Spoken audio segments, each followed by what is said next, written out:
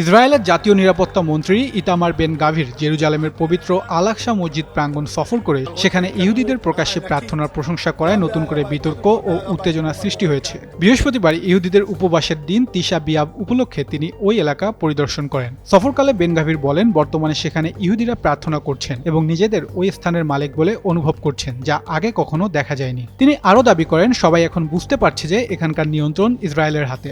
ইহুদিদের কাছে স্থানটি টেম্পল মাউন্ট নামে পরিচিত এবং এটি তাদের সবচেয়ে পবিত্র ধর্মীয় স্থান। অন্যদিকে মুসলমানদের কাছে এটি আল আকসা মসজিদ প্রাঙ্গণ, যা ইসলামের তৃতীয় পবিত্রতম স্থান। দীর্ঘদিনের প্রচলিত ব্যবস্থার আওতায় জর্ডানের তত্ত্বাবধানে পরিচালিত এই ধর্মীয় স্থানে অমুসলিমরা প্রবেশ করতে পারলেও সেখানে প্রার্থনা করার অনুমতি নেই। তবে বেন গাভির দীর্ঘদিন ধরেই ইহুদিদের জন্য সেখানে আরও বিস্তৃতভাবে প্রার্থনার অধিকার দেওয়ার পক্ষে অবস্থান নিয়ে আসছেন। তার সর্বশেষ এই সফরের পর জর্ডান ও ফিলিস্তিনি কর্তৃপক্ষ তীব্র প্রতিক্রিয়া জানিয়েছে। জর্ডান একে অগ্রহণযোগ্য উস্কানি হিসেবে আখ্যা দিয়ে বলেছে এটি দীর্ঘদিনের প্রচলিত ব্যবস্থার লঙ্ঘন। একই অভিযোগ করেছে ফিলিস্তিনি কর্মকর্তারাও। এদিকে এ ঘটনায় ইসরায়েলের প্রধানমন্ত্রী বেনিয়ামিন নেতানিয়াহু কার্যালয় থেকে তাৎক্ষণিক কোনো প্রতিক্রিয়া জানানো হয়নি। তবে অতীতেও বেন গাভিরের একই ধরনের সফরের পর নেতানিয়াহু বারবার বলেছেন, আল আকসা বা টেম্পল মাউন্টকে ঘিরে ইসরায়েলের সরকারি নীতিতে কোনো পরিবর্তন আসেনি। মধ্যপ্রাচ্যের সবচেয়ে স্পর্শকাতর ধর্মীয় স্থানগুলোর অন্যতম এই এলাকায় যে কোনো পরিবর্তন বা বিতর্ক আঞ্চলিক উত্তেজনা আরও বাড়িয়ে তুলতে পারে বলে সতর্ক করে আসছেন জর্ডান, ফিলিস্তিন